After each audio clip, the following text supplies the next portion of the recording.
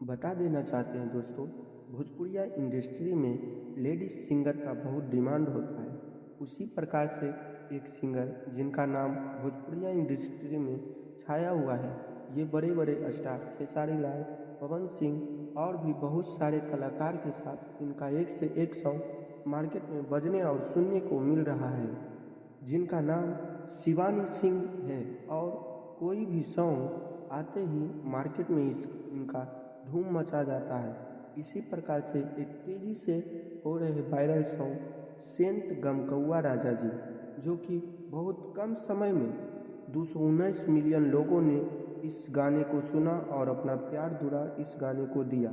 अगर आप अभी तक ये सॉन्ग नहीं सुने हो तो एक बार ज़रूर सुने। आप चाहते हैं कि इसी प्रकार से भोजपुरिया लेटेस्ट जानकारी के लिए हमारे चैनल को सब्सक्राइब करें और भोजपुरिया मगही गाने सुनने के लिए भी हमारे चैनल से जुड़े। धन्यवाद।